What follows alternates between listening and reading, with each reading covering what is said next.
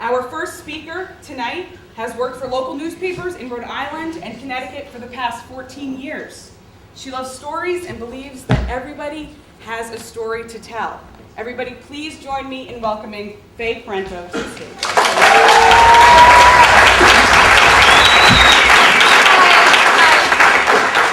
Thanks for being here. Let's do this before I chicken out. All right. So I was driving a while back, and a man's voice came on the radio, and he said, "I believe God is a poet." And I was like, I like God, and I like poetry, so I was in. And then he said he believed that each piece of art and literature that we create shines a light in the spirit world, and the souls there follow these lights on their journey home to God. And this was totally inspiring to me. And what I was listening to was an essay by a writer named Louis Aria for the This I Believe project. It's a national project. It airs on NPR. And the goal is to get people thinking and talking about the beliefs that shape their lives every day. Anyone can do this. We are all armchair philosophers, right? Now, as we go through life, we internalize beliefs that are handed to us by our family, our culture, our religious systems. And alongside this, we develop our own personal collection of beliefs. And some of these are spiritual and profound, like believing God is a poet. And some of them are just kind of like silly or random or give us character, like people who believe that it's insane to put ketchup on hot dogs. Some people believe that Frank Zappa was the greatest composer of the 20th century, and we're right, all of us. But my point is that we act on our beliefs all the time. We express truths about ourselves. Our beliefs are worth examining because they're shaped by so many experiences: love, inspiration, caregiving, abuse, disappointment, fear. Fear is a big one. Misguided beliefs hurt people. This we know. When we unpack what is motivating us, we can change, and we can live our lives in a way that makes them a continuous expression of the dignity and grace that animates every single one of us. My personal reason for doing this, or thinking about this topic, is I think there's a lot of noise in the world, and I don't want my life to be noise. I want it to be a prayer and a song, and quite frankly, I cannot sing. So I have to find another way to make music. So I'm going to share some of my beliefs and hopefully get you guys thinking about the same thing. I believe in buying whatever little kids are selling for fundraisers outside the grocery store because it teaches them something awesome about asking for and getting community support.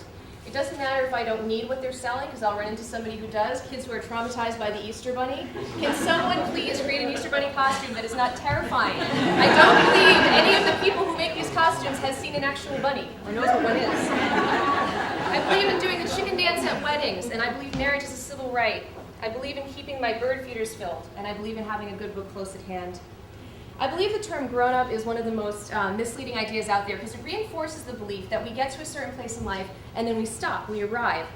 And what actually happens is that we get taller and wider and we become people of interest to the IRS.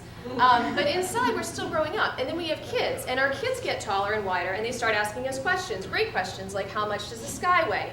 And why are there two parts to my butt? And we realize that we have no clue about so much stuff, but I believe that that's okay because we only age when we let go of our sense of curiosity and wonder about the world and we stop asking those questions.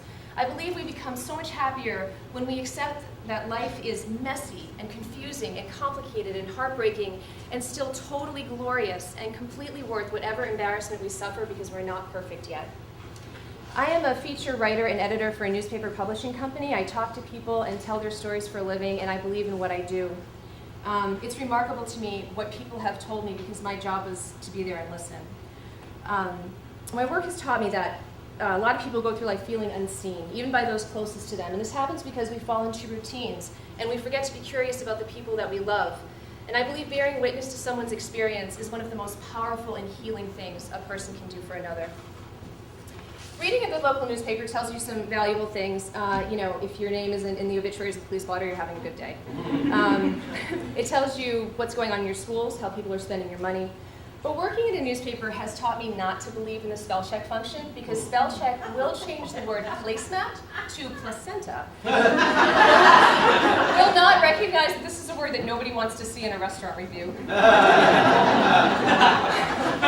I believe a good local newspaper serves as the collective memory of our community. There are big issues and events in our time, the legalization of same-sex marriage, our first African-American president. But at the end of our years, the history that is closest to our hearts is the one that we are writing together as members of this community right now. The story of the thriving theater, the story of what's happening on Main Street, on our shoreline. History does not just belong to presidents and generals and kings. It belongs to the people whose work and joy and kindness create the world that you and I experience every single day. History is the story of my life and your life, and I believe that we are here to know who we are and what we believe so that we can write this story with love. Thank you.